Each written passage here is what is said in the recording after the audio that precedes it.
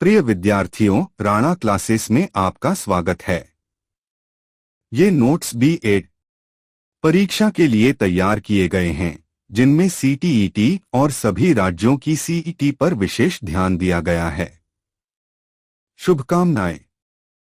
Skill of teaching social science element of teaching skill meaning definition characteristics element of teaching skill. 1. शिक्षण कौशल का अर्थ meaning of teaching skill.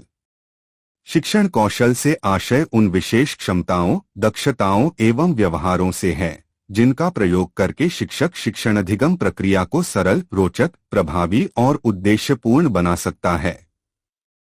यह शिक्षक की वह योग्यता है जिससे वह विद्यार्थियों के स्तर, रुचि और आवश्यकता के अनुसार शिक्षण कार्य करता है तथा उनमें अपेक्षित अधिगम परिवर्तन लाता है। स्किल शिक्षण कौशल की परिभाषा डेफिनेशन ऑफ टीचिंग स्किल। एनएलगेज शिक्षण कौशल शिक्षक के उन व्यवहारों का समूह है जो विद्यार्थियों के अधिगम में वांछित परिवर्तन लाने में सहायक होते हैं। गुड शिक्षण कौशल ऐसे शिक्षण कार्यों अथवा व्यवहारों का समूह है जिनका उद्देश्य विद्यार्थियों के सीखने को सुगम एवं प्रभावी बनाना है। 3. शिक्षण कौशल की विशेषताएं कैरेक्टरिस्टिक्स ऑफ टीचिंग स्किल। विशिष्टता स्पेसिफिसिटी प्रत्येक कौशल किसी विशेष व्यवहार अथवा क्रिया से जुड़ा होता है। लघु शिक्षण व्यवहार माइक्रो बिहेवियर कौशल छोटे छोटे शिक्षण व्यवहारों में विभाजित होते हैं। अभ्यास योग्य प्रैक्टिकेबल इन्हें बार बार अभ्यास माइक्रो टीचिंग द्वारा सीखा जा सकता है। उद्देश्यपूर्ण गोल ओरिएंटेड प्रत्येक कौशल का उद्देश्य विद्यार्थियों के अधिगम को बेहतर बनाना होता है। प्रदर्शन आधारित परफॉर्मेंस बेस्ड शिक्षक के व्यवहार और गतिविधियों से कौशल की पहचान होती है। संचार आधारित कम्युनिकेशन ओरिएंटेड मौखिक व अमौखिक संचार पर आधारित। विकसित होने योग्य डेवलपेबल। प्रशिक्षण अनुभव और अभ्यास से इसे विकसित किया जा सकता है। गतिशील डायनामिक यह परिस्थिति, समय और विद्यार्थियों की आवश्यकता के अनुसार बदलता रहता है। 4. शिक्षण कौशल के तत्व एलिमेंट्स ऑफ टीचिंग स्किल। संचार कौशल कम्युनिकेशन स्किल। स्पष्ट भाषा प्रयोग, उपयुक्त उच्चारण, विचारों की स्पष्टता। कक्षा प्रबंधन कौशल क्लासरूम मैनेजमेंट स्किल। अनुशासन बनाए रखना, समय का सदुपयोग, संसाधनों का प्रबंधन, प्रश्न पूछने का कौशल क्वेश्चनिंग स्किल। उपयुक्त क्रमबद्ध व विचारोत्तेजक प्रश्न करना, विद्यार्थियों को उत्तर देने के लिए प्रेरित करना। व्याख्या एवं उदाहरण कौशल एक्सप्लेनिंग इलस्ट्रेशन स्किल। कठिन विषय को सरल बनाना, जीवन से जुड़े उदाहरण देना। प्रतिक्रिया कौशल रीइंफोर्समेंट स्किल। सकारात्मक प्रोत्साहन देना शाबाशी प्रशंसा। नकारात्मक प्रोत्साहन से बचना। ब्लैकबोर्ड उपयोग कौशल ब्लैकबोर्ड राइटिंग स्किल। साफ सुथरा और पठनीय लिखना। मुख्य बिंदुओं को रेखांकित करना। आरंभ व समापन कौशल इंट्रोडक्शन क्लोजर स्किल। रोचक ढंग से पाठ प्रारंभ करना, सारांश व निष्कर्ष के साथ समापन करना। स्किल ऑफ एक्सप्लेनिंग व्याख्या कौशल। 1. व्याख्या कौशल स्किल ऑफ एक्सप्लेनिंग परिभाषा। व्याख्या कौशल वह शिक्षण कौशल है जिसके अंतर्गत शिक्षक किसी विचार, सिद्धांत, तथ्य, नियम अथवा प्रक्रिया को सरल, स्पष्ट, तार्किक तथा रुचिकर ढंग से विद्यार्थियों को समझाता है ताकि वे नई जानकारी को पूर्व ज्ञान से जोड़कर अर्थपूर्ण अधिगम कर सकें। 2. व्याख्या कौशल के भाग parts of skill of explaining. परिचय इंट्रोडक्शन विषय की भूमिका या पृष्ठभूमि देना। विस्तार डेवलपमेंट इलैबोरेशन। मुख्य विचार, तथ्य या सिद्धांत को तार्किक ढंग से समझाना।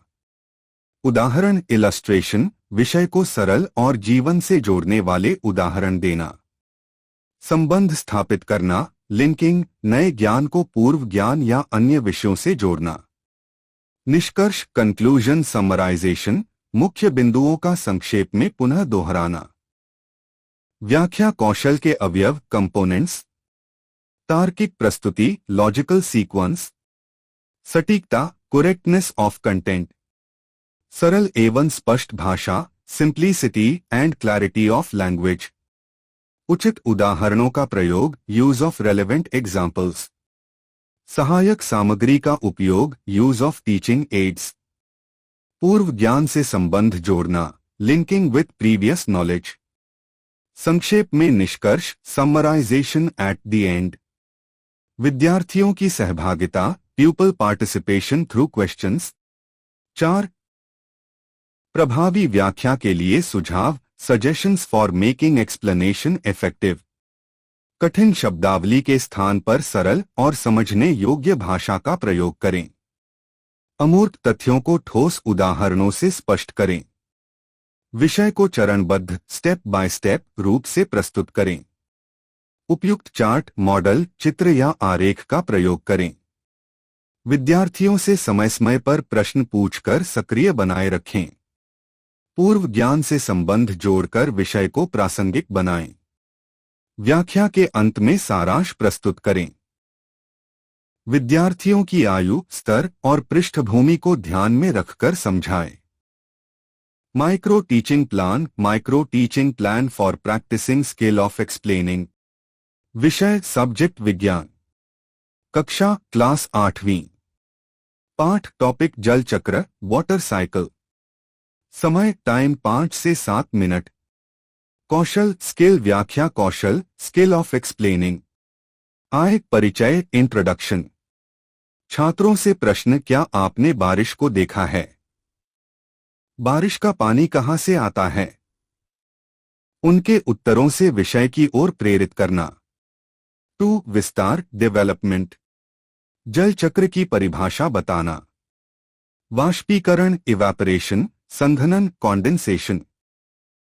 वर्षण, प्रेसिपिटेशन को क्रमबद्ध रूप से समझाना। 3. उदाहरण, इलस्ट्रेशन। उबलते पानी की भाप का उदाहरण। बरसात से पहले बादलों का बनना। 4. सहायक सामग्री, टीचिंग एड्स। जल चक्र का चार्ट, आरेख। निष्कर्ष, कंक्लूजन। जल चक्र प्रकृति का संतुलन बनाए रखता है और जीवन के लिए आवश्यक है। 6. विद्यार्थियों से प्रश्न, प्यूपल पार्टिसिपेशन। जल वाष्प कहां से आती है? संघनन के बाद क्या होता है? Skill of illustrating with examples. उदाहरणों द्वारा स्पष्टीकरण कौशल। 1. परिभाषा। जब शिक्षक किसी अमूर्त सिद्धांत, तथ्य, नियम अथवा परिभाषा को ठोस, जीवनोपयोगी एवं प्रासंगिक उदाहरणों के माध्यम से स्पष्ट करता है और विद्यार्थियों को उसकी वास्तविकता समझाता है, तब उसे इलस्ट्रेटिंग विथ एग्जाम्पल्स स्किल कहते हैं। 2. उद्देश्य, ऑब्जेक्टिव्स। अमूर्त तथ्यों को ठोस और सरल बनाना। नए ज्ञान को विद्यार्थियों के पूर्व अनुभव से जोड़ना। विद्यार्थियों की रुचि और सक्रियता बनाए रखना। अवधारणाओं को स्थायी रूप से स्मरण कराने में सहायता करना। तार्किक सोच और विवेकशीलता का विकास करना। छात्रों की अनुप्रयोग क्षमता बढ़ाना। सही एवं गलत उदाहरणों का अंतर समझाना। 3. दृष्टिकोण, approaches of illustration skill. Inductive approach, आगमनात्मक दृष्टिकोण। पहले उदाहरण दिए जाते हैं, फिर उनसे नियम या सामान्यीकरण निकाला जाता है। जैसे 2, 4, 6, 8 सभी सम संख्या हैं, नियम सम संख्या 2 से विभाज्य होती है। डिडक्टिव अप्रोच, निगमनात्मक दृष्टिकोण। पहले नियम बताया जाता है, फिर उसके आधार पर उदाहरण दिए जाते हैं। जैसे सम संख्या 2 से विभाज्य होती है, 4, 6, 8 सम संख्याएं हैं। 4. अवयव, कंपोनेंट्स ऑफ इलस्ट्रेशन स्किल। विषय के अनुरूप उचित उदाहरणों का चयन। सरल, प्रासंगिक और विविध उदाहरण देना। उदाहरण का स्पष्ट प्रस्तुतिकरण, उदाहरणों और अवधारणा का तार्किक संबंध, सही और गलत दोनों प्रकार के उदाहरण देना, विद्यार्थियों को स्वयं उदाहरण प्रस्तुत करने के लिए प्रेरित करना, शिक्षण सामग्री टीचिंग एड्स का प्रयोग। 5 उपयोग use of illustration in teaching, जटिल विषयों को सरल बनाने के लिए, सिद्धांतों और नियमों को जीवन से जोड़ने के लिए, विद्यार्थियों की रुचि और सक्रियता बढ़ाने के लिए, ज्ञान को स्थायी बनाने के लिए, अनुप्रयोग क्षमता विकसित करने के लिए। 6 व्यावहारिक सुझाव प्रैक्टिकल सजेशंस, उदाहरण छात्रों के दैनिक जीवन से जुड़े हों, उदाहरणों की संख्या पर्याप्त परंतु सीमित हो, अत्यधिक कठिन या अप्रासंगिक उदाहरणों से बचें, चित्रक मॉडल आरेख चार्ट जैसे दृश्य साधनों का प्रयोग करें, सामान्य से विशेष या विशेष से सामान्य की ओर बढ़े, हर उदाहरण के बाद छोटे प्रश्न पूछकर बच्चों की सहभागिता कराएं। स्किल ऑफ रीइंफोर्समेंट, प्रबलन कौशल। एक परिभाषा, शिक्षणाधिगम प्रक्रिया में विद्यार्थियों के उपयुक्त उत्तर, सही व्यवहार और सक्रिय सहभागिता को शिक्षक द्वारा विभिन्न रूपों में प्रोत्साहित करना ही रीइंफोर्समेंट स्किल कहलाता है। प्रबलन का उद्देश्य है विद्यार्थियों के सही उत्तर व व्यवहार को बनाए रखना, उन्हें बार बार सही उत्तर देने के लिए प्रेरित करना और गलत उत्तरों को बिना हतोत्साहित किए सुधार की दिशा में ले जाना। 2 प्रबलन कौशल के अवयव कंपोनेंट्स ऑफ रीइंफोर्समेंट स्किल। ए, सकारात्मक प्रबलन पॉजिटिव रीइंफोर्समेंट, मौखिक प्रबलन वर्बल रीइंफोर्समेंट जैसे बहुत अच्छा, शाबाश, सही उत्तर, गुड, एक्सलेंट।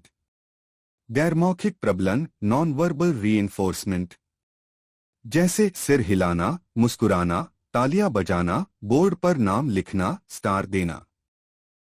बी, नकारात्मक प्रबलन नेगेटिव रीइंफोर्समेंट, गलत उत्तर को सीधे अस्वीकार न करना बल्कि मार्गदर्शन देना, जैसे फिर से सोचो, ध्यान से देखो, थोड़ा और प्रयास करो।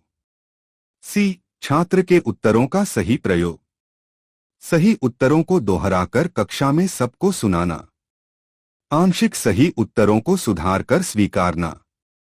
डी, विविधता बनाए रखना, प्रबलन में केवल एक ही तरीका न अपनाएं बल्कि मौखिक व गैरमौखिक दोनों का प्रयोग करें।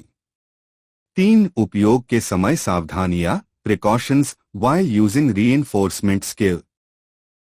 प्रबलन ईमानदार और स्वाभाविक हो, औपचारिक या बनावटी नहीं। अत्यधिक प्रबलन से बचना चाहिए वरना छात्र का ध्यान भंग हो सकता है। प्रबलन सभी छात्रों के लिए समान रूप से होना चाहिए, पक्षपात नहीं। गलत उत्तर देने वाले छात्र को हतोत्साहित न करें बल्कि उन्हें सही उत्तर की ओर मार्गदर्शन दें। प्रबलन का समय पर प्रयोग जरूरी है, उत्तर के तुरंत बाद। प्रबलन उचित और प्रासंगिक होना चाहिए, सिर्फ गुड शब्द बार बार न बोलें। अत्यधिक नकारात्मक प्रबलन छात्रों का आत्मविश्वास घटा सकता है। 4 micro teaching plan for reinforcement skill. विषय सब्जेक्ट गणित, कक्षा क्लास 7वीं, पाठ टॉपिक वर्ग स्क्वेयर नंबर्स, समय टाइम 5-7 मिनट, कौशल स्किल प्रबलन कौशल, आय परिचय इंट्रोडक्शन। शिक्षक प्रश्न करता है 2 का वर्ग कितना होगा? छात्र उत्तर 4। शिक्षक बहुत अच्छा। वर्बल रीइंफोर्समेंट प्लस मुस्कुराकर, सिर हिलाना, नॉन वर्बल रीइंफोर्समेंट। 2 विकास डेवलपमेंट। शिक्षक प्रश्न करता है 3 का वर्ग कितना होगा? छात्र उत्तर 9। शिक्षक सही उत्तर, शाबाश, गुड। Verbal reinforcement. शिक्षक प्रश्न 5 का वर्ग कितना होगा? छात्र उत्तर 20 गलत। शिक्षक थोड़ा ध्यान से सोचो, 5-5 कितना होता है? Negative reinforcement. छात्र सुधार कर उत्तर देगा 25। शिक्षक अब सही है, एक्सलेंट। Positive reinforcement. 3 निष्कर्ष, कंक्लूजन। शिक्षक तो बच्चों, वर्ग संख्या संख्या संख्या जैसे 2 2 4 3 3 9 5 5 25 सभी छात्र मिलकर दोहराएंगे। शिक्षक very good class, verbal plus non verbal reinforcement. Skill of questioning. 1 परिभाषा। जब शिक्षक शिक्षण प्रक्रिया में छात्रों की रुचि, जिज्ञासा, सक्रियता और सहभागिता बनाए रखने के लिए सुनियोजित, प्रासंगिक और स्पष्ट प्रश्न पूछता है तो इसे क्वेश्चनिंग स्किल कहते हैं। 2 उद्देश्य, पर्पस। छात्रों के पूर्व ज्ञान का पता लगाना, अधिगम को सक्रिय एवं रोचक बनाना, विद्यार्थियों को सोचने व तर्क करने के लिए प्रेरित करना, पाठ की समझ और अवधारणाओं की स्पष्टता की जांच करना, विद्यार्थियों की सक्रिय सहभागिता सुनिश्चित करना, स्मृति, ध्यान और आत्मविश्वास को विकसित करना। 3 विशेषताएं, कैरेक्टरिस्टिक्स। प्रश्न स्पष्ट, सरल और एकार्थक हों। प्रश्न उद्देश्यपूर्ण हो। प्रश्न संक्षिप्त व समझने योग्य हो। प्रश्नों का क्रम आसान से कठिन की ओर हो। प्रश्न छात्रों की बौद्धिक क्षमता के अनुसार हो। प्रश्न सोचने और तर्क करने के लिए प्रेरित करें। सभी छात्रों से प्रश्न पूछने का अवसर मिले। 4 अवयव, कंपोनेंट्स। क्लैरिटी, स्पष्टता, प्रश्न अस्पष्ट न हो। ब्रेविटी, संक्षिप्तता, छोटा और सरल प्रश्न। रेलेवेंस, प्रासंगिकता, विषय से संबंधित हो। डिस्ट्रीब्यूशन, वितरण, सभी छात्रों को शामिल किया जाए। प्रॉम्प्टिंग, संकेत, आवश्यकता होने पर संकेत देकर उत्तर निकलवाना। पॉज टाइम, प्रतीक्षा समय, उत्तर सोचने का समय देना। एनकरेजमेंट, रीइंफोर्समेंट, प्रोत्साहन, सही उत्तर पर प्रोत्साहन देना।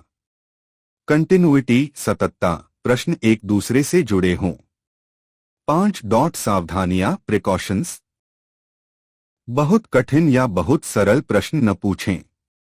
एक ही छात्र से बार बार प्रश्न न करें। प्रश्न पूछते समय कठोर या व्यंग्यात्मक भाषा न अपनाएं। उत्तर गलत होने पर छात्र का मजाक न उड़ाएं। प्रश्न विषय से भटकाने वाले न हों। उत्तर देने के लिए उचित समय दें। सभी छात्रों को समान अवसर दें। 7 माइक्रो टीचिंग प्लान, उदाहरण। विषय, सब्जेक्ट विज्ञान। कक्षा, क्लास 8वीं। पाठ, टॉपिक, जल के गुण, प्रॉपर्टीज ऑफ वाटर। समय 5-7 मिनट। कौशल, प्रश्न पूछने का कौशल। चरण, स्टेप, शिक्षक की गतिविधि, टीचर्स एक्टिविटी, विद्यार्थियों की गतिविधि, स्टूडेंट्स एक्टिविटी, अपेक्षित उत्तर, एक्सपेक्टेड रिस्पॉन्स। परिचय, बच्चों, हम रोज पानी का उपयोग करते हैं। बताइए पानी किस किस रूप में मिलता है। छात्र उत्तर देंगे, ठोस, द्रव, गैस। प्रारंभिक प्रश्न, पानी किस तापमान पर उबलता है। छात्र उत्तर देंगे 100 डिग्री सेल्सियस। संकेत प्रश्न, यदि पानी में नमक डालें तो उसका स्वाद कैसा हो जाएगा। छात्र उत्तर देंगे, खारा। वितरण प्रश्न, अब कोई और बताए, चीनी डालने पर स्वाद कैसा होगा। दूसरा छात्र उत्तर देगा, मीठा। सामान्यीकरण प्रश्न, बच्चों, पानी की कौन कौन सी विशेषताएं हुई। सभी मिलकर उत्तर देंगे, पारदर्शी, स्वाद बदलता है, 3 अवस्थाओं में मिलता है। 7 integration of teaching skill.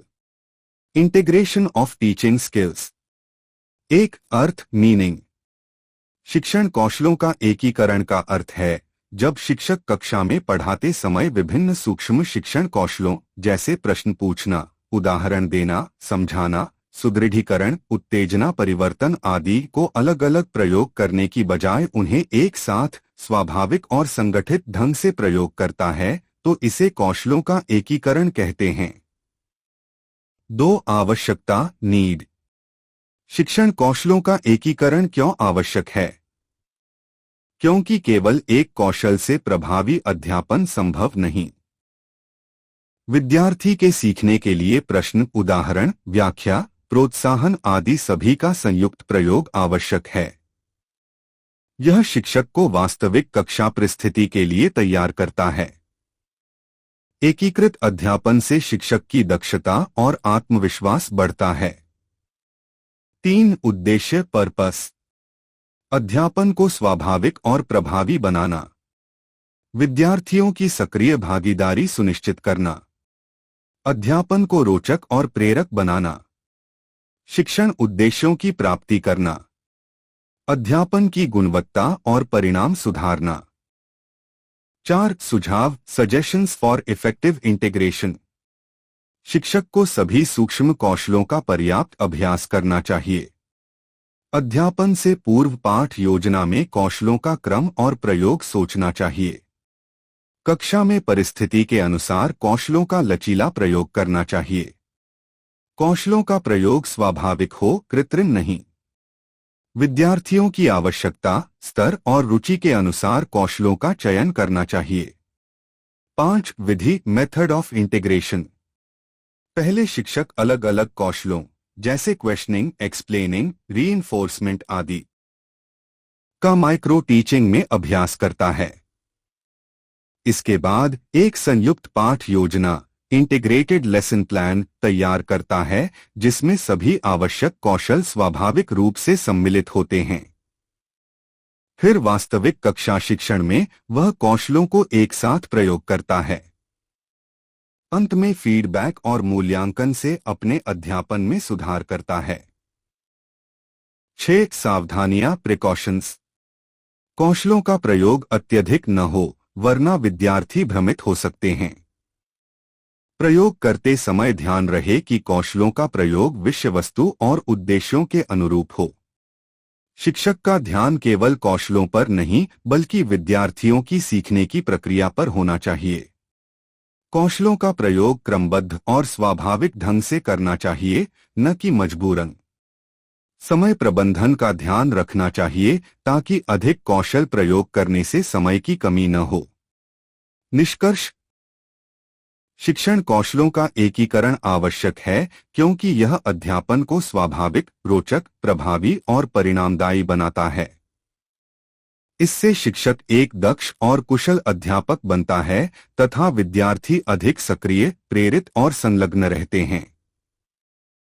Classroom process in social science. सामाजिक विज्ञान में कक्षा प्रक्रिया की विधियां। 1 डिस्कवरी मेथड, अन्वेषण पद्धति। अर्थ, मीनिंग। डिस्कवरी मेथड वह पद्धति है जिसमें विद्यार्थी तथ्यों, सिद्धांतों और नियमों को स्वयं अवलोकन, प्रयोग, तुलना और तर्क के माध्यम से खोजते हैं। इसमें शिक्षक केवल मार्गदर्शक, गाइड की भूमिका निभाता है। उद्देश्य, एम्स। विद्यार्थियों में स्वतंत्र सोच और तार्किक क्षमता का विकास करना। सामाजिक, ऐतिहासिक तथा भौगोलिक तथ्यों को स्वयं खोजकर समझना। विद्यार्थियों में अनुसंधानशील दृष्टिकोण, रिसर्च एटीट्यूड उत्पन्न करना। समस्याओं को हल करने की क्षमता और आत्मविश्वास का विकास करना। ज्ञान को व्यावहारिक जीवन से जोड़ना। चरण, स्टेप्स ऑफ डिस्कवरी मेथड। समस्या प्रस्तुत करना, प्रेजेंटेशन ऑफ प्रॉब्लम। शिक्षक विद्यार्थियों के सामने कोई समस्या, प्रश्न या परिस्थिति प्रस्तुत करता है। अवलोकन व जानकारी एकत्र करना, कलेक्शन ऑफ इंफॉर्मेशन। विद्यार्थी प्रत्यक्ष स्रोतों, पुस्तकालय, सर्वेक्षण या प्रयोग के माध्यम से सामग्री जुटाते हैं। विश्लेषण और तुलना, एनालिसिस कंपैरिजन। विद्यार्थी एकत्रित जानकारी का विश्लेषण करते हैं और तुलना द्वारा निष्कर्ष निकालते हैं। परिकल्पना बनाना, फॉर्मुलेशन ऑफ हाइपोथेसिस। विद्यार्थी अपनी समझ के आधार पर परिकल्पना, हाइपोथेसिस प्रस्तुत करते हैं। निष्कर्ष निकालना, कंक्लूजन डिस्कवरी। तार्किक विश्लेषण के आधार पर विद्यार्थी स्वयं नियम या तथ्य की खोज करते हैं। सामान्यीकरण, जनरलाइजेशन एप्लीकेशन। प्राप्त ज्ञान को सामान्य नियम के रूप में प्रस्तुत किया जाता है और जीवन में उसका प्रयोग कराया जाता है। उपयोगिता यूटिलिटी इन सोशल साइंस। इतिहास में विद्यार्थी किसी घटना के कारण और प्रभाव स्वयं खोज सकते हैं। भूगोल में मानचित्र, जलवायु, मिट्टी या कृषि पैटर्न का अध्ययन किया जा सकता है। नागरिक शास्त्र में संविधान की धाराओं, लोकतंत्र की कार्यप्रणाली को खोजपूर्ण अध्ययन द्वारा समझा जा सकता है। विद्यार्थियों में वैज्ञानिक दृष्टिकोण और शोध भावना विकसित होती है। शिक्षक की भूमिका, रोल ऑफ टीचर। मार्गदर्शक और सहायक, गाइड फैसिलिटेटर की भूमिका निभाना। विद्यार्थियों को समस्या या प्रश्न चुनने में सहायता देना। आवश्यक संसाधन, संदर्भ सामग्री और दिशानिर्देश उपलब्ध कराना। विद्यार्थियों की गतिविधियों पर निगरानी रखना और समय समय पर सहयोग करना। खोजे गए निष्कर्षों को सत्यापित कराना और उनका सामान्यीकरण करवाना। विशेषताएं, कैरेक्टरिस्टिक्स। यह विद्यार्थी केंद्रित पद्धति है। सीखने की प्रक्रिया अनुभव आधारित और सक्रिय होती है। इसमें विद्यार्थियों की जिज्ञासा और अन्वेषणशील प्रवृत्ति बढ़ती है। ज्ञान अधिक स्थायी और व्यावहारिक होता है। यह पद्धति समस्या समाधान और तार्किक सोच को प्रोत्साहित करती है। सीमाएं, लिमिटेशंस। इसमें अधिक समय और श्रम लगता है। सभी विषयों और कक्षाओं में इसका प्रयोग संभव नहीं होता। विद्यार्थी गलत निष्कर्ष पर भी पहुंच सकते हैं। संसाधनों और संदर्भ सामग्री की उपलब्धता आवश्यक होती है। बड़े समूह या भीड़भाड़ वाली कक्षाओं में यह कम प्रभावी होती है। निष्कर्ष, डिस्कवरी मेथड। सामाजिक विज्ञान में विद्यार्थियों को सक्रिय, अनुसंधानशील और समस्या समाधानकर्ता बनाने में अत्यंत उपयोगी है। यद्यपि इसकी कुछ सीमाएं हैं, फिर भी उचित मार्गदर्शन और संसाधनों के साथ यह पद्धति सीखने को अधिक रोचक और जीवनोपयोगी बना देती है। 2. डिस्कशन मेथड, चर्चा पद्धति। अर्थ, मीनिंग। डिस्कशन मेथड एक ऐसी शिक्षण पद्धति है जिसमें विद्यार्थियों और शिक्षक के बीच किसी विषय, समस्या या प्रश्न पर सामूहिक विचार विमर्श, डिस्कशन होता है। इसमें सभी प्रतिभागी अपने विचार रखते हैं, एक दूसरे की बात सुनते हैं और अंततः किसी निष्कर्ष पर पहुंचते हैं। घटक, कंपोनेंट्स।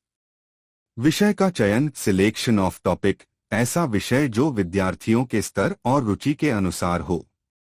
समस्या प्रश्न की प्रस्तुति, प्रेजेंटेशन ऑफ प्रॉब्लम क्वेश्चन। शिक्षक द्वारा चर्चा योग्य प्रश्न या मुद्दे का प्रस्तुतिकरण। विद्यार्थियों की सहभागिता, पार्टिसिपेशन ऑफ स्टूडेंट्स। सभी विद्यार्थी अपने विचार और अनुभव प्रस्तुत करते हैं। शिक्षक का मार्गदर्शन, गाइडेंस ऑफ टीचर। शिक्षक चर्चा को दिशा देता है और विषयांतर होने से रोकता है। निष्कर्ष निकालना, कंक्लूजन डिसीजन। अंत में चर्चा से प्राप्त निष्कर्ष या समाधान प्रस्तुत किया जाता है। विशेषताएं, कैरेक्टरिस्टिक्स। यह विद्यार्थी केंद्रित पद्धति है। इसमें सक्रिय सहभागिता और संवाद होता है। विद्यार्थियों के अनुभव, विचार और ज्ञान का आदान प्रदान होता है। यह लोकतांत्रिक वातावरण में संपन्न होती है। सीखने की प्रक्रिया सहयोगात्मक, कोलैबोरेटिव होती है। लाभ बटा गुण, मेरिट्स। विद्यार्थियों में आत्मविश्वास और अभिव्यक्ति क्षमता का विकास। आलोचनात्मक और रचनात्मक चिंतन को प्रोत्साहन। विद्यार्थियों में लोकतांत्रिक मूल्य और सहिष्णुता का विकास। विषय की गहन समझ और स्पष्टता प्राप्त होती है। सामाजिक गुण, सहयोग, सुनने की आदत, सहनशीलता विकसित होते हैं। कठिन विषयों को भी सरल बनाकर समझने में सहायक। हानियां बटा दोष, डिमेरिट्स। इसमें अधिक समय लगता है। यदि विद्यार्थी सक्रिय न हो तो चर्चा प्रभावी नहीं होती। कुछ विद्यार्थी चर्चा पर हावी हो सकते हैं। विषयांतर, इररिलेवेंट डिस्कशन की संभावना रहती है। बड़ी कक्षाओं में सभी विद्यार्थियों की सहभागिता कठिन होती है। ठोस निष्कर्ष हमेशा नहीं निकल पाता। सुझाव, सजेशंस फॉर इम्प्रूवमेंट। चर्चा का विषय स्पष्ट, सीमित और विद्यार्थियों की समझ के अनुरूप होना चाहिए। समय सीमा निर्धारित करनी चाहिए। सभी विद्यार्थियों की समान सहभागिता सुनिश्चित करनी चाहिए। शिक्षक को केवल मार्गदर्शक और संयोजक की भूमिका निभानी चाहिए। चर्चा के अंत में निष्कर्ष अवश्य प्रस्तुत करना चाहिए। चर्चा से पूर्व विद्यार्थियों को तैयारी का अवसर देना चाहिए। निष्कर्ष। डिस्कशन मेथड सामाजिक विज्ञान और अन्य विषयों में विद्यार्थियों के चिंतन, अभिव्यक्ति और सहयोगी शिक्षण को बढ़ावा देने में बहुत उपयोगी है। यदि इसे सही ढंग से लागू किया जाए तो यह शिक्षा को रोचक, लोकतांत्रिक और जीवनोपयोगी बनाती है। 3. Story telling method. कहानी कहने की विधि। अर्थ, मीनिंग। स्टोरी टेलिंग मेथड एक ऐसी शिक्षण विधि है जिसमें शिक्षक विद्यार्थियों को कहानियों के माध्यम से शिक्षा देता है। यह पद्धति विशेषकर प्राथमिक और माध्यमिक स्तर पर बहुत प्रभावी होती है क्योंकि बच्चों को कहानी सुनना स्वाभाविक रूप से आकर्षक लगता है। कहानी में छिपे नैतिक मूल्य, ऐतिहासिक घटनाएं, सामाजिक अनुभव आदि विद्यार्थियों तक सरलता से पहुंच जाते हैं। विशेषताएं, कैरेक्टरिस्टिक्स। यह बच्चों की रुचि और कल्पना शक्ति को जगाती है। कहानी जीवंत, रोचक और शिक्षाप्रद होती है। इसमें नैतिक शिक्षा और जीवन मूल्य स्वतः समाहित रहते हैं। यह पद्धति विशेषकर प्राथमिक स्तर पर प्रभावी है। इसमें शिक्षक कथावाचक, नैरेटर की भूमिका निभाता है। कहानी के साथ साथ स्वर, भावभंगिमा और चित्रों का प्रयोग इसे और आकर्षक बनाता है। हानियां, डिमेरिट्स। यह पद्धति बड़ी कक्षाओं में उतनी प्रभावी नहीं रहती। कहानी यदि लंबी या जटिल हो तो विद्यार्थी ऊब सकते हैं। यदि शिक्षक की कथन शैली रोचक न हो तो पद्धति असफल हो सकती है। केवल सुनाने तक सीमित रहने से विद्यार्थी निष्क्रिय रह जाते हैं। ठोस विषय वस्तु जैसे विज्ञान या गणित को सिखाने में यह कम प्रभावी है। अधिकतर इसमें एक तरफा संप्रेषण होता है जिससे सहभागिता कम हो जाती है। सुझाव, सजेशंस फॉर इफेक्टिव यूज। कहानी को संक्षिप्त, सरल और विद्यार्थियों के स्तरानुकूल होना चाहिए। वास्तविक जीवन से संबंधित कहानियां चुनी जानी चाहिए। कहानी को भावपूर्ण और रोचक शैली में सुनाना चाहिए।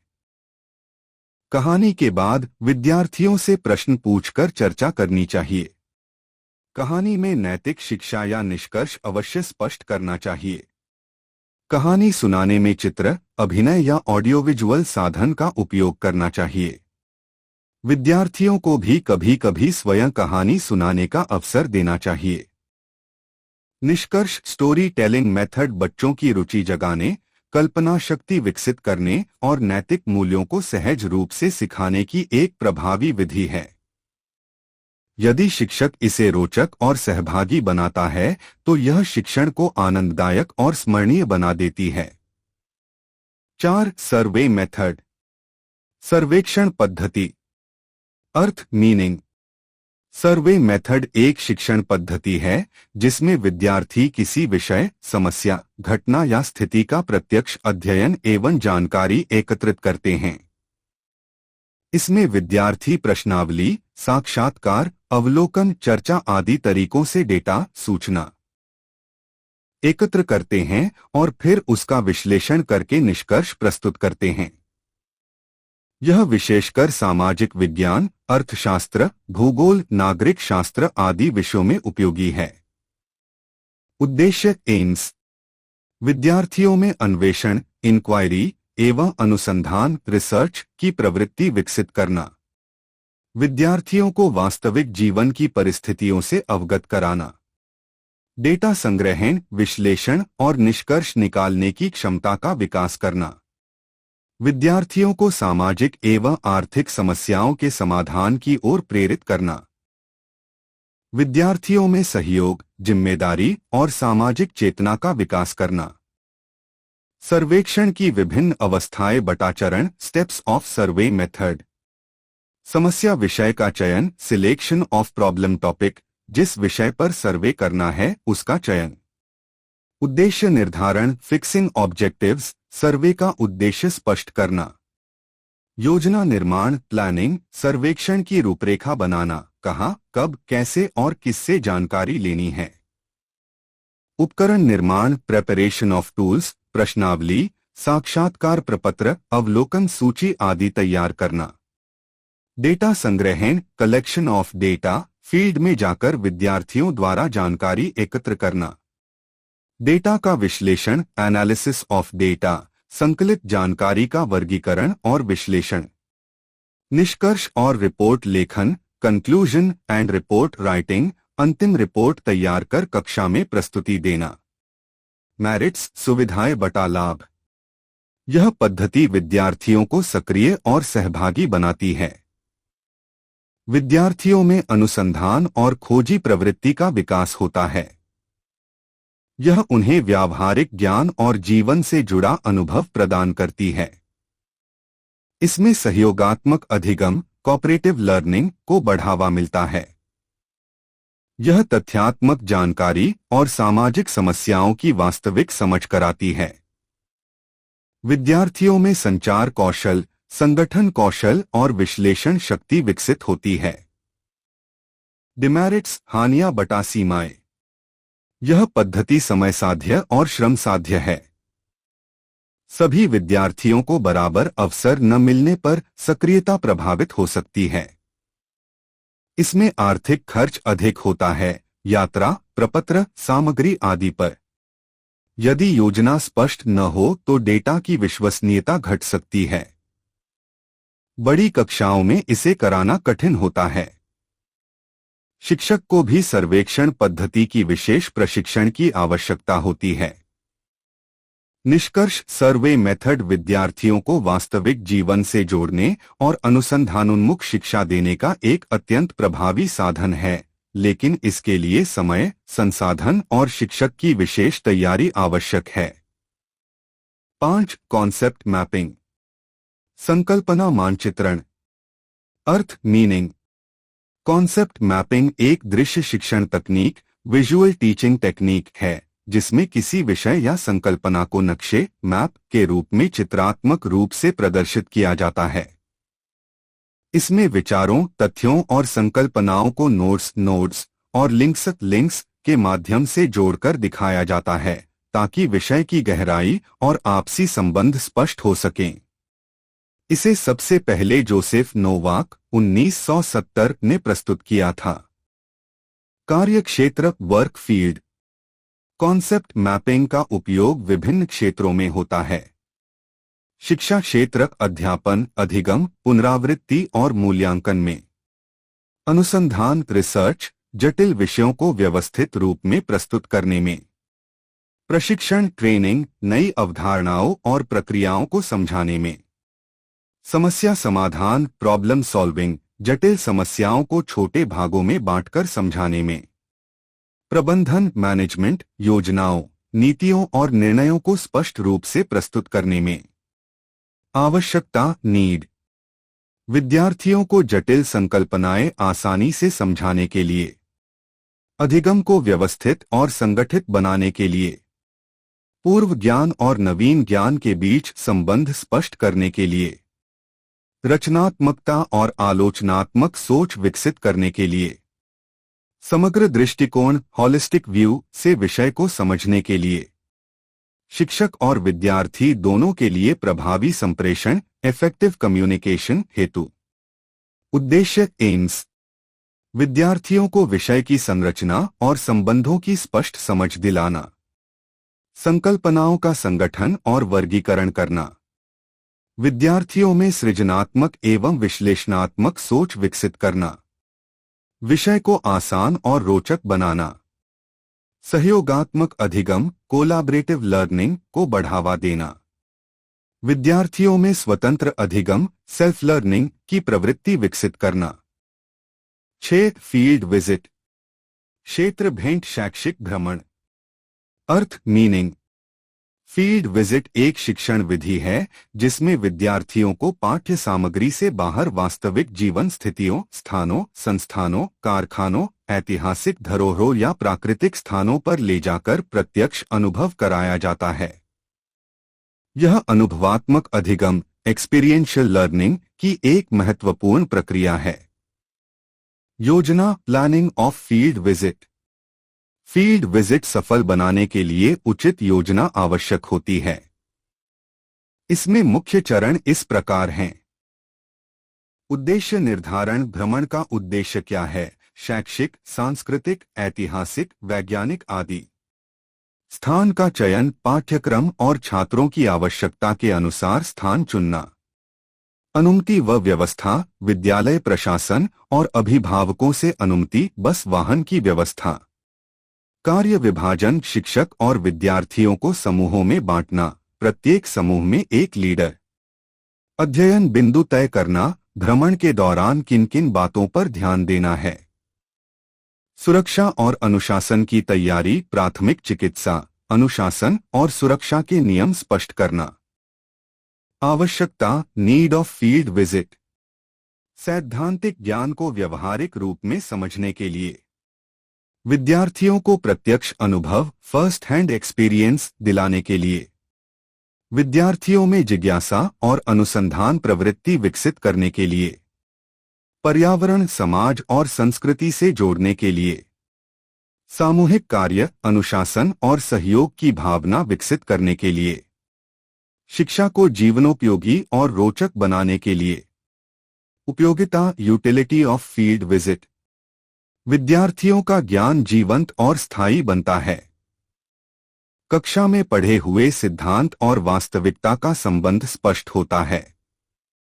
विद्यार्थियों में सामाजिक जागरूकता और संवेदनशीलता आती है। यह विधि विद्यार्थियों की रचनात्मकता और आत्मविश्वास को बढ़ाती है। समूह कार्य और नेतृत्व गुण का विकास होता है। विद्यार्थियों के समग्र व्यक्तित्व विकास में सहायक। Reporting of field visit. भ्रमण के बाद विद्यार्थियों को रिपोर्ट तैयार करनी होती है। इसमें निम्न बिंदु शामिल होते हैं। शीर्षक बटा नाम, भ्रमण का विषय और स्थान। तिथि और समय, कब और कहां भ्रमण किया गया। उद्देश्य, भ्रमण का मुख्य उद्देश्य। देखी सीखी बातें, भ्रमण के दौरान प्राप्त अनुभव। विशेष टिप्पणियां, रोचक तथ्य या विशेष जानकारी। निष्कर्ष बटा सुझाव, भ्रमण से क्या सीखा और आगे के लिए सुझाव। लेसन 12। कंप्यूटर असिस्टेड इंस्ट्रक्शन, ई ट्यूटरिंग और learning, radio and television. 1. Computer assisted instruction. Earth meaning. Computer assisted instruction, computer सहायक अनुदेशन, एक शिक्षण पद्धति है जिसमें कंप्यूटर का उपयोग करके विद्यार्थियों को शिक्षण सामग्री उपलब्ध कराई जाती है। इसमें कंप्यूटर शिक्षक की सहायता करता है और विद्यार्थियों को स्वयंगति सेल्फ पेस्ड पर सीखने का अवसर देता है। यह मुख्य रूप से programmed learning, drill and practice, tutorial, games और सिमुलेशन जैसी विधियों पर आधारित होता है। विशेषताएं, कैरेक्टरिस्टिक्स ऑफ सीएआई। व्यक्तिगत शिक्षण, इंडिविजुअलाइज्ड इंस्ट्रक्शन, हर विद्यार्थी अपनी गति से सीख सकता है। अंतरक्रियात्मकता, इंटरैक्टिविटी, विद्यार्थी कंप्यूटर से सीधे संवाद कर सकता है। तत्काल प्रतिक्रिया, इमीडिएट फीडबैक, विद्यार्थी द्वारा दिए गए उत्तर का तुरंत मूल्यांकन। आकर्षक प्रस्तुति, ग्राफिक्स, एनिमेशन, वीडियो, साउंड आदि से विषय को रोचक बनाना। लचीला समय, फ्लेक्सिबल टाइमिंग, किसी भी समय अभ्यास किया जा सकता है। स्वचालित मूल्यांकन, ऑटोमेटिक असेसमेंट। कंप्यूटर विद्यार्थियों की प्रगति का रिकॉर्ड रखता है। अनुभवात्मक अधिगम, एक्सपीरियंशियल लर्निंग, सिमुलेशन और मॉडलिंग से वास्तविक परिस्थितियों का अभ्यास। लाभ बटा फायदे, advantages of CAI. स्वशिक्षण, self learning को प्रोत्साहन।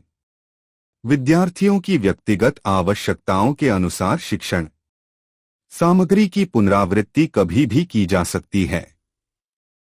शिक्षक का समय बचता है क्योंकि अभ्यास और मूल्यांकन कंप्यूटर करता है। विद्यार्थियों का ध्यान और रुचि लंबे समय तक बनी रहती है। तेज सीखने वाले और धीमी गति वाले दोनों विद्यार्थियों के लिए उपयोगी। मल्टीमीडिया ऑडियो विजुअल टूल्स का प्रयोग सीखने को रोचक और प्रभावी बनाता है।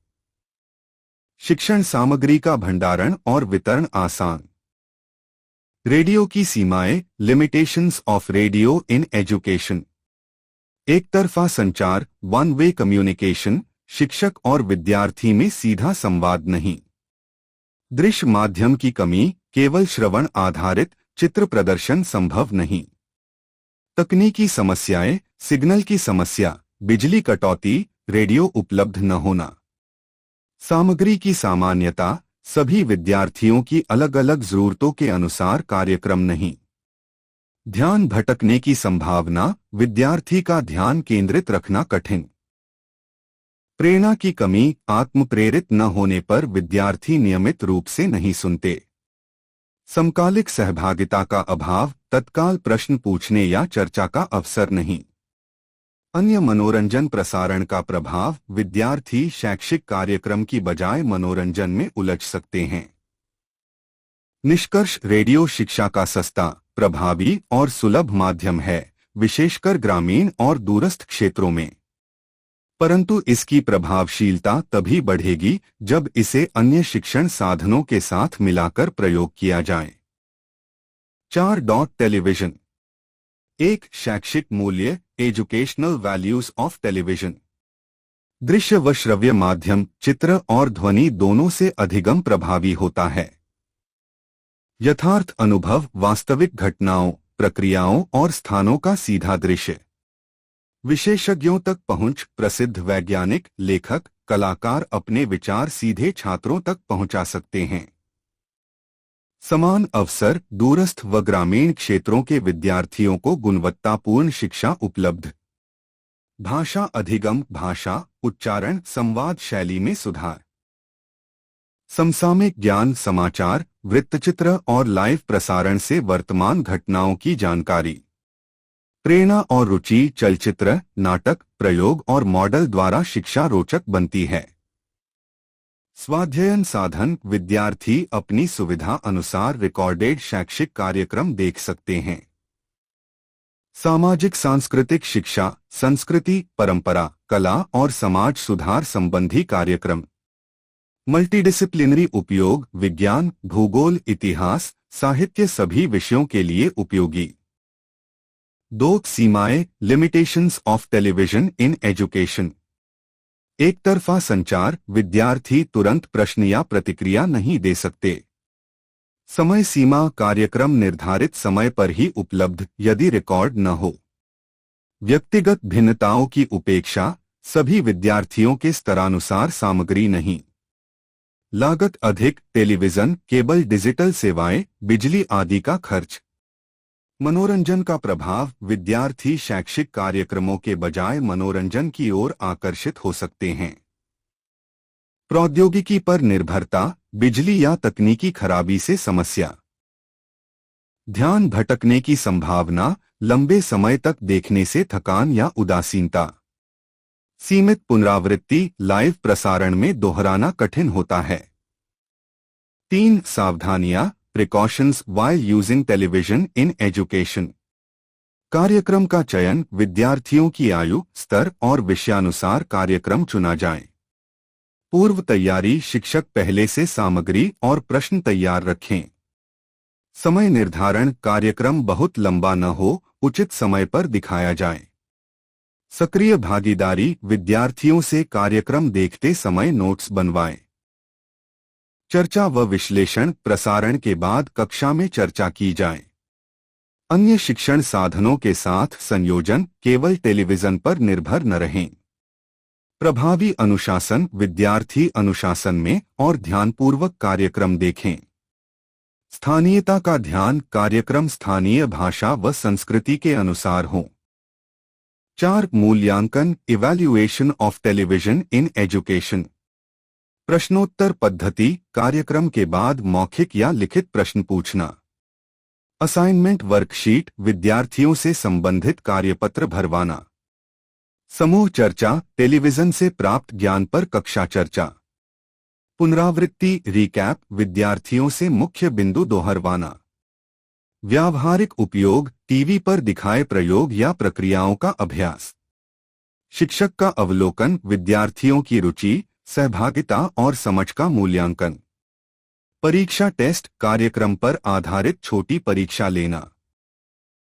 फीडबैक प्रणाली विद्यार्थियों और अभिभावकों से प्रतिक्रिया लेना। निष्कर्ष टेलीविजन शिक्षा का एक प्रभावी ऑडियोविजुअल माध्यम है जो विद्यार्थियों को यथार्थ अनुभव और प्रेरणा देता है। इसकी सफलता शिक्षक के सही चयन नियंत्रण और मूल्यांकन पर निर्भर करती है। Meaning definition and difference between measurement and evaluation. मूल्यांकन इवैल्यूएशन का अर्थ।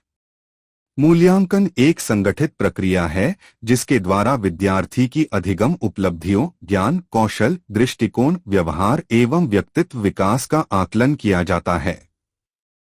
यह केवल अंक देने या परीक्षा लेने तक सीमित नहीं है बल्कि यह भी बताता है कि शिक्षण सीखने की प्रक्रिया कितनी प्रभावी रही है। मूल्यांकन का महत्व। अधिगम की उपलब्धि का पता चलता है विद्यार्थी ने क्या और कितना सीखा है। शिक्षण प्रक्रिया का मार्गदर्शन यह बताता है कि शिक्षक की पद्धति प्रभावी है या उसमें सुधार की आवश्यकता है। विद्यार्थी की शक्तियों और कमजोरियों की पहचान किन क्षेत्रों में अच्छा प्रदर्शन है और कहां सुधार की जरूरत है। प्रेरणा प्रदान करना विद्यार्थियों को बेहतर कार्य करने के लिए उत्साहित करता है।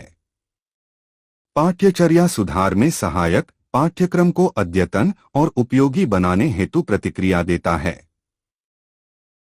निर्णय लेने में सहायक पदोन्नति ग्रेडिंग छात्रवृत्ति और चयन में मदद करता है।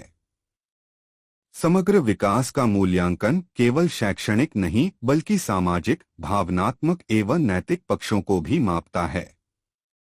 मूल्यांकन के प्रकार टाइप्स ऑफ इवैल्यूएशन। गठनात्मक मूल्यांकन फॉर्मेटिव इवैल्यूएशन अधिगम प्रक्रिया के दौरान जैसे कक्षा परीक्षण गृहकार्य क्विज।